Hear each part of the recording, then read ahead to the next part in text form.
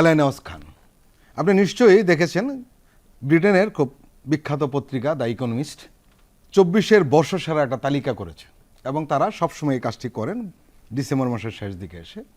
এবং সেই বর্ষসেরা দেশের তালিকায় এবার বাংলাদেশের নাম রয়েছে। বাংলাদেশের নাম কেন আসলো এই ব্যাখ্যাটাও কিন্তু এই প্রতিবেদনে তারা উল্লেখ করেছেন, আপনি নিশ্চয়ই দেখেছেন।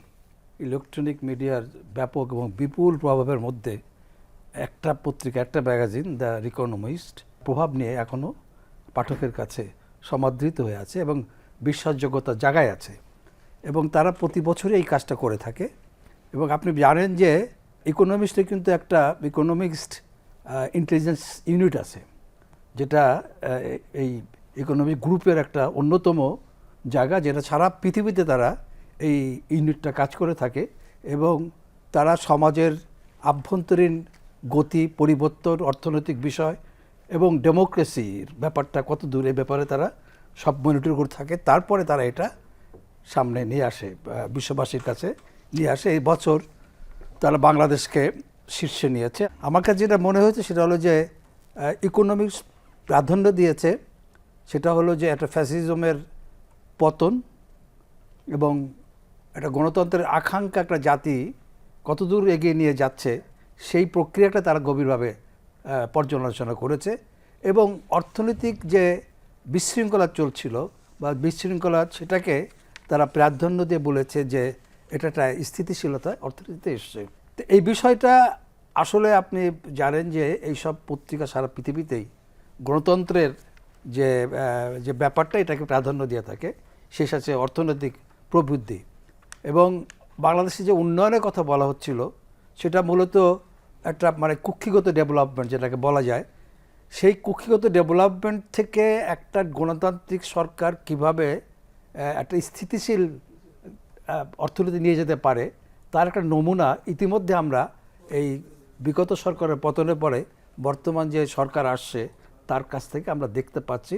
আমার মনে হয় ইকোনমিস্ট এটাকেই একটা প্রধান বিষয় হিসেবে তারা আরেকটা প্লাস পয়েন্ট যোগ করেছে, সেটি হলো যে এই দেশে গণতন্ত্র প্রতিষ্ঠার যে পথটা তৈরি হয়েছে এবং সেই পথের একটি অংশ হলো বিভিন্ন জায়গায় সংস্কার হচ্ছে, এই বিষয়টি কিন্তু তারা উল্লেখ করেছে। না, আমি তো ডেমোক্রেসিকে যদি মানে খুব কার্যকর করতে হয় তাহলে আমাদের যে রাষ্ট্রর যে ঘুণে ধরা যে প্রশাসন যন্ত্র যেখানে নানাভাবে কায়েমি স্বার্থ কাজ করছে সেই জায়গাগুলি তো অবশ্যই সংস্কার করতে হবে। এটার সঙ্গে ডেমোক্রেসিকে অর্থবহ করার সঙ্গে রাষ্ট্রের এই সংস্কারগুলি অপরিহার্য।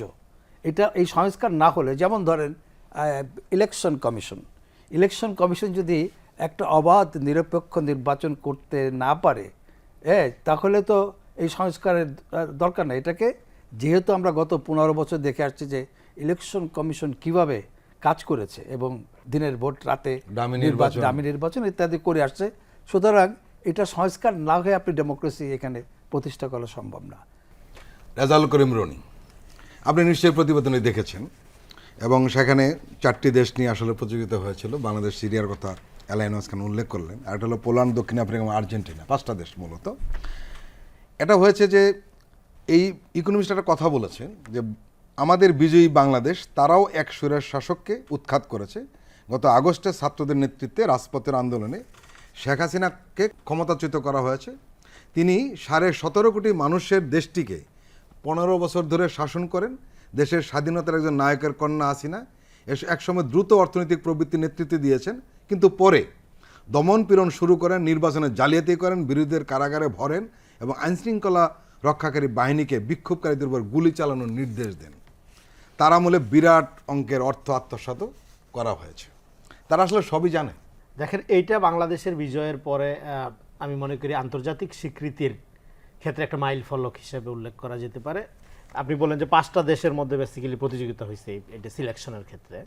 সিরিয়াতে কিন্তু ধরেন দীর্ঘ প্রায় 10 বছরের রক্তক্ষয়ী যুদ্ধ চলতেছে, প্রায় ধরেন 1.5 মিলিয়ন মানুষ ইতিমধ্যে মানে নিহত হয়েছে, এবং অনেকগুলো বিদ্রোহী গ্রুপ যাদের মতো করে যুদ্ধ করতেছিল তারা শেষ পর্যন্ত ঐক্যবদ্ধ হয়ে একটা অতর্কিত অভিযানের মধ্যে দিয়ে বাশার আল আসাদের পতন ঘটাইছে। কিন্তু বাংলাদেশে কিন্তু ব্যাপারটা ওইরকম ঘটে নাই। বাংলাদেশে ফ্যাসিবাদের বিরুদ্ধে এখানে সংগ্রামটা কিন্তু একটা গণতান্ত্রিক উপায়ে হচ্ছিল। এখানে কিন্তু কোনো সশস্ত্র নয়। সশস্ত্র নয় এবং একতরফাভাবে বিরোধী ভয়েস, বিরোধী শক্তি, বিরোধী দলগুলো মার খাচ্ছিল। আপনার হয়তো মনে থাকবে বিএনপি যখন শান্তিপূর্ণভাবে রাস্তায় দাঁড়াইতো, পুলিশ এসে পিটায় যেত, তারা বলতো আবার আমরা কঠোর আন্দোলন করব, ঈদের পরে কঠোর আন্দোলন করব। এটা নিয়ে একটা হাসি ঠাট্টার ব্যাপারে পরিণত হয়েছিল। কিন্তু কেন বিএনপি বা বিরোধী দলগুলো এই ধরনের আন্দোলন করলো? এই ধরনের আন্দোলন করলো কারণ ধরেন একটা আমরা জানি ফ্যাসিস্ট শক্তি তো ব্রুটালি তার রাষ্ট্রীয় বাহিনী, অস্ত্র, বন্দুক এগুলোকে ব্যবহার করে। কিন্তু আপনি যেহেতু গণতন্ত্র কায়েম করবেন, গণতন্ত্রকামী রাজনৈতিক শক্তি, ফলে গণতান্ত্রিক আন্দোলনটা আপনার ফ্যাসিবাদের ভাষায় তো হইতে পারে না, ফ্যাসিস্টের ভাষায় হইতে পারে না। আসলে আপনার জন্য নির্যাতিত হওয়া ছাড়া আর কোনো পথও খোলা নেই। হ্যাঁ, এইখানে সিরিয়ার দিক থেকে বাংলাদেশের যে তফাৎটা, আমি সরাসরি আপনার উত্তরে যদি আসি, তারপরে যেটা হইলো এই 15 বছরের অত্যাচার, সংগ্রাম, জেল, জুলুমের মধ্যে দিয়ে এই ফ্যাসিবাদের চরিত্রটা দুনিয়ার সামনে উন্মোচিত হলো। এবং পরে জুলাই অভ্যুত্থানের মধ্য দিয়ে, এটা ছাত্র জনতার বিপ্লব আমরা বলতেছি, ছাত্র জনতা এবং এই জনতারা বেসিক্যালি রাজনৈতিক সমস্ত সংগঠন, আওয়ামী লীগ ছাড়া, হ্যাঁ, এটা জনতার অংশ হিসাবে এই যে অভ্যুত্থানটা হইলো, কিন্তু লেড বাই, মানে আন্দোলনের নেতৃত্ব দিল কারা? নেতৃত্ব দিল জেনজি জেনারেশন। এইটা পৃথিবীর ইতিহাসে প্রথম জেনজি অভ্যুত্থান। ফলে এই কারণে অন্যান্য দেশের ব্রুটাল সশস্ত্র সংগ্রাম, মিলিয়ন মিলিয়ন মানুষের হত্যাকাণ্ডের ঘটনার পরেও বাংলাদেশ 1 নম্বর আগে আসলো, কারণ ওই ঘটনাগুলো একদমই আলাদা। এবং সেই ঘটনাগুলো, এবং আরব স্প্রিংয়ের কথাও যদি আমরা ধরি, সেইখানে অভ্যুত্থানের পরে বা ধরেন আপরাইজিংয়ের পরে, বিপ্লবের পরে গণতন্ত্র ফিরে আসবে এই গ্যারান্টি দিতে পারতেছে না। এবার মিশরের ইতিহাস আমরা জানি এবং অন্যান্য দেশের, আপনার লিবিয়ার অবস্থা দেখেন কি অবস্থা, মানে পুরো মিডল ইস্টে এবং আর্জেন্টিনা যে দেশগুলোর নাম আপনি বললেন, সেই ক্ষেত্রে কিন্তু বাংলাদেশের অবস্থা আসলেই হেলদি। মানে আমরা ডিরেক্ট ডেমোক্রেটিক প্রসেসে ঢুকে গেছি অভ্যুত্থানের পরে। হ্যাঁ, এবং ডিরেক্ট আমরা ইন্টেরিয়াম গভর্নমেন্ট পেয়ে গেছি একটা, এবং ইন্টেরিয়াম গভর্নমেন্টের প্রথম কাজই হলো একটা বেসিক সংস্কার, যেগুলো অত্যাবশ্যকীয় সংস্কার, এগুলি করে একটা পলিটিক্যাল সেটেলমেন্টের দিকে নিয়ে যাওয়া। এবং দীর্ঘদিন যে মানুষ ভোটাধিকার বঞ্চিত, প্রায় ধরেন 1.5 দশক ধরে, হ্যাঁ, আমি তুমি ডামি নির্বাচন দেখলাম, রাতের ভোট দেখলাম আমরা, হ্যাঁ, তো এই যে ধরেন তামাশা, হ্যাঁ, আওয়ামী লীগ যে ভোটারবিহীন নির্বাচনের যে একটা সংস্কৃতি গড়ে তুলছিল, সেখান থেকে ভোট দেওয়ার মানুষের মধ্যে একটা আপনার ধরেন যে দীর্ঘদিনের একটা আকাঙ্ক্ষা রয়ে গেছে, সেই দিকে ফেরার একটা ডিরেক্ট সুযোগ, মানে একদম সরাসরি সুযোগের দিকে আমরা হাঁটা শুরু করলাম। এইটা খুবই ফ্যাসিনেটিং, যেটা অন্য, আমি মনে করি যে আপনি যে দেশগুলোর কথা বললেন, সেই দেশগুলো থেকে যে বাংলাদেশকে একদম আপনার ধরেন যে সরাসরি এগিয়ে রাখলো, তার প্রধান কারণ হলো যে এটা পৃথিবীর ইতিহাসে প্রথম জেনজি রেভলিউশন, এবং এই রেভলিউশনের মধ্যে দিয়ে আপনি ডিরেক্ট একটা ডেমোক্রেটিক প্রসেসের মধ্যে ঢুকে যাচ্ছেন। আপনার ওই অর্থে একটা কক্ষিগত ক্ষমতা বা মিলিটারি শাসন, হ্যাঁ, যেটা অন্য দেশগুলোতে কম বেশি, বা সশস্ত্র গ্রুপ, হ্যাঁ, এবং সমাজে দেখেন আওয়ামী লীগের লোক তারাই তো বলতো যে 10 লাখ লোক মারা পড়বে আওয়ামী লীগের। হ্যাঁ হ্যাঁ, অভ্যুত্থানের পরে জনবিক্ষোভের কারণে হামলা ভাঙচুর হয়েছে, সেটা অনাকাঙ্ক্ষিত, কিন্তু আওয়ামী লীগ যেভাবে নিজেরাই দাবি করতো, সেই তুলনায় তো এটা কিছুই হয়নি। মানে আওয়ামী লীগ নিজেরাই বলতো যে তারা একটা গণহত্যার শিকার হবে, 10 লাখ লোক মারা পড়বে। হ্যাঁ, আপনার ধরে, এবং 3 দিন অভ্যুত্থানের পরে, 5 তারিখের পর 3 দিন তো দেশে কার্যত কোনো গভর্নমেন্ট ছিল না, কার্যত না, আসলে ছিলই না। তারপরও আপনি দেখেন আমাদের ওই অর্থে সাধারণ মানুষের জানমাল কিন্তু লঙ্ঘিত হয়নি। হ্যাঁ, এক ধরনের অনিশ্চয়তা ছিল, এক ধরনের, যেহেতু একটা বড় পরিবর্তন হয়েছে, একটা বড় ফ্যাসিবাদী শাসনের অভ্যাসের মধ্যে তো মানুষ তো একটা দীর্ঘদিন একটা জিনিস করলে তো একটা অভ্যাসেও পরিণত হয়। ফলে একটা এত পরিবর্তন, এটা তো একই সাথে আপনার ধরেন যেটা কোপ আপ করা বা এটা অভ্যস্ত হওয়ারও তো একটা ব্যাপার আছে। কিন্তু তারপরেও আমি বলবো যে এই অভ্যুত্থানের পরে সেটা সবচেয়ে বড় বিউটি, যেটা অন্যান্য রেভলিউশনগুলো থেকে এটা বড় বিউটি হলো, এটা নেতৃত্ব দান করছে আমাদের জেনজি জেনারেশন। এই জেনজি জেনারেশন যেটা করছে, তারা জীবন দিয়া তাদের ইতিহাসে, তাদের যে কর্তাসত্তা, যেটাকে বলে ইতিহাসের সাবজেক্টিভিটি, হ্যাঁ, হিস্ট্রিক্যাল সাবজেক্টিভিটি, তারা যে একটা ঐতিহাসিক কর্তাসত্তা, এই জেনারেশন এই সময়ের যে কল ডাকে সে সাড়া দিছে, সাড়া দিয়ে ইতিহাসে তার জায়গা করে নিছে। ফলে এইটা আমি মনে করি এখনো পর্যন্ত ওই অর্থে আলোচনাই হয় নাই, কিন্তু সারা দুনিয়ার ইতিহাসে এই যে একটা নতুন জেনারেশন, একদম কিশোর। রেজাউল করিম, একটা মজার ঘটনা যেটা, সেটা আপনি নিশ্চয়ই লক্ষ্য করেছেন, এই যে আন্দোলনটা তরুণরা করলো, আমাদের দেশে মানে দেশে যতটুকু আলোচনা না হচ্ছে, বাইরে কিন্তু এটা নিয়ে রিসার্চ হচ্ছে, আলোচনা হচ্ছে যে কিভাবে এই জেনজি জেনারেশন এরকম একটা আন্দোলনের নেতৃত্ব। আমি আপনাকে আমার ডিরেক্ট অভিজ্ঞতা শেয়ার করতে পারি। আমি গত মাসে ইউনিভার্সিটি অফ উইসকনসিন একটা বক্তৃতা দিতে গেছিলাম, একটা পেপার প্রেজেন্ট করতে, সেটাও ফ্যাসিবাদ নিয়ে। তো সেখানে আমাকে যারাই প্রশ্ন করতেছে, যাদের সাথে আমার ধরেন ইংল্যান্ডের লোকজন, আমেরিকার লোকজনের সাথে দেখা হচ্ছে, তারা সবাই আমাকে জিজ্ঞেস করছে এই ঘটনাটা কেমনে ঘটলো, বাচ্চারা এটা কেমনে ঘটাইলো, এটা কীভাবে সম্ভব। তো তখন আমি আমার মত, আমি যেহেতু এখানে ছিলাম, আন্দোলনের মাঠে ছিলাম, সরাসরি ইনভলভ ছিলাম, তো আমি তখন বললাম যে এইটার যে একটা অভূতপূর্ব ঐক্য, হ্যাঁ, আমরা দেখ রাজনৈতিক দলগুলো কিন্তু আস্তে করে ফ্লোর ছেড়ে দিল যখন দেখলো আন্দোলন জমে উঠতেছে, ছাত্ররা লিড দিচ্ছে, তারা কিন্তু পিছনে এসে ভ্যানগার্ডের মতো দাঁড়ায় গেল। এবং যার যা সামর্থ্য আছে, আপনি দেখবেন যে বিএনপি, জামাত, কওমি, বাম দল, যার যত সামর্থ্য, সাধারণ জনতা, নারীরা, হ্যাঁ, এবং এই আন্দোলনে মেয়েদের যে ভূমিকা, সেটা ওই অর্থে উল্লেখ করার মতো। মেয়েরা যে সাহসিকতার পরিচয় দিয়েছে, দেখেন এই আন্দোলনের স্পার্কটা, মানে আন্দোলনের স্ফুলিঙ্গটা কিন্তু যখন থেমে যেতে নিচ্ছিল, যখন মানে ছাত্ররা আপনার ছাত্রলীগের দ্বারা অত্যাচারিত হয়ে ব্যাকফুটে চলে গেছিল, কিন্তু তখন মেয়েরা আগায় আসছে। এটা ফলে মেয়েরা এই আন্দোলনের লিডিং পজিশনে যেভাবে ছিল এবং আন্দোলনটাকে যেভাবে মাঠে বিজয় পর্যন্ত গড়ানোর ক্ষেত্রে, এবং অনেক মেয়ে মারাও গেছে, আমাদের অনেক বোনরা মারা গেছে, আহত হয়েছে প্রচুর, 11 জন নারী মারা গেছে এখন পর্যন্ত যে তথ্য এবং তালিকা তাদের যে দিয়েছে। বয়স, এবং এই যে বাচ্চা বাচ্চা ছেলেগুলোর জীবনটা গেল, এইটা একটা সিভিলাইজেশনাল ডিক্লাইন। কারণ আপনি একটা 13 বছর, 14 বছর, 15 বছরের ছেলে, সে তার পুরা জীবনটা সামনে পড়ে রয়েছে, অমিত সম্ভাবনাময় একটা জীবন তার। সে হয়তো এখানে ভালো পড়াশোনা শেষ করতো, শেষ করে হয়তো বিদেশে উচ্চতর গবেষণায় যেত, সে হয়তো বড় লেখক হইতো, সে হয়তো বড় বিজ্ঞানী হইতো, ইউ নেভার নো, সে হয়তো আইনস্টাইনের চেয়ে বড় প্রতিভা নিয়ে জন্ম নিয়েছিল, কিন্তু সে আমাদের মাঝে নাই আর। এটা মানব সভ্যতার একটা অপূরণীয় ক্ষতি। ফলে আমাদের এমন একটা রাজনৈতিক বন্দোবস্তের দিকে হাঁটতে হবে এই অভ্যুত্থানটাকে মাথায় রেখে, যাতে কোনোদিনও আমাদের আর এই রকম একটা অবস্থার মধ্যে দিয়ে এরকম ক্ষতির সম্মুখীন হতে না হয়। এলাইন ওয়াস খান, দ্য ইকোনমিস্টের প্রতিবেদনে বলা হয়েছে যে বাংলাদেশের ক্ষমতার পালা বদলকালে প্রতিহিংসামূলক সহিংসতার ইতিহাস আছে। দেশের প্রধান বিরোধী দল বিএনপি কোট আন কোট দুর্নীতিপরায়ণ, ইসলামী চরমপন্থা একটি হুমকি। তবে এখন পর্যন্ত অন্তর্বর্তীকালীন পরিবর্তন আশাব্যঞ্জক। শান্তিতে নোবেলজয়ী অধ্যাপক মোহাম্মদ ইউনূসের নেতৃত্বে একটি অস্থায়ী সরকার গঠিত হয়েছে। এটি ছাত্র, সেনাবাহিনী, ব্যবসায়ী ও নাগরিক সমাজের সমর্থনও পেয়েছে। এই সরকার আইনশৃঙ্খলা পুনঃপ্রতিষ্ঠা করেছে ও অর্থনীতিকে স্থিতিশীল করেছে। তার একটা চিত্র কিন্তু দেখিয়েছে। আপনি তাদের এই যে বর্ণনাটা, এটাকে আপনি কিভাবে ব্যাখ্যা করবেন? বর্ণনার সাথে কিন্তু আমি একমত। এবং রাজনৈতিক সহিংসতা তো আমাদের বিভিন্ন সময় হয়েছে, এটা সাক্ষী আমরা। আওয়ামী লীগের 15 বছরের যে হিংস্রতা এবং তার প্রতিশোধ নেওয়ার ক্ষেত্রে যেটা হওয়ার কথা ছিল, অনেকে ভেবেছিল আওয়ামী লীগ বেশি এটা বলেছে 10 লাখ লোক মারবে, এটা হলো তাদের নেতাকর্মীদেরকে করা যে তোমরা কিন্তু থেকো, ঐক্যবদ্ধ থাকো, ওরা উল্টাপাল্টা হলে পট পরিবর্তনে তোমাদের জীবন থাকবে না। ওরা ওইভাবে একটা ভীতি সৃষ্টি করার চেষ্টা করেছে, কিন্তু যেটা হলো যে সেই তুলনায় আমি মনে করি কিছুই ঘটে নাই। অতীতে যে ধরনের সহিংসতা রাজনীতিতে হয়েছে, এত বড় একটা রেভলিউশনের পরে, এবং যে তরুণ রক্ত এই বিপ্লবটা ঘটিয়েছে, তাদের মধ্যে হয়তো আরও প্রতিশোধের আকাঙ্ক্ষা থেকেও থাকতে পারত, কিন্তু থাকে নাই। তারা অনেকটা বেশি ধৈর্য এবং বুদ্ধিমত্তার পরিচয় দিয়েছে। মানে এই জেনারেশনের প্রতি আমি আগেও বলেছি যে স্যালুট। এবং এরা কিন্তু ওই 60-এর দশকে যারা আন্দোলন করেছে তাদের মতো না, কারণ এদের ইনফরমেশনের অ্যাক্সেস অনেক বেশি, সারা পৃথিবী তাদের হাতের মুঠার মধ্যে। সুতরাং ইকোনমিক যে কথাগুলি বলেছে আমি এর সাথে একমত। আপনি একটা জিনিস মনে রাখবেন যে আমরা যে ইকোনমিক্স কিন্তু অর্থনৈতিক ব্যাপারটাকে প্রাধান্য দিয়ে থাকে।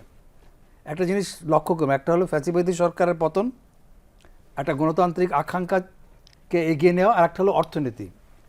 আমাদের সাধারণ লোকেরা হয়তো বুঝবে না, সাধারণ লোকেরা সাধারণত চিন্তা করে তার দ্রব্য মূল্য কীরকম আছে, তাদের যানবাহনের ব্যবস্থাটা কত সুন্দর, কিন্তু ইন্টারন্যাশনাল কমিটি দেখে যে এইখানে অর্থনীতিটা আসলে কতখানি শক্তিশালী অবস্থানে আছে এবং এটা কতখানি সাস্টেনেবল।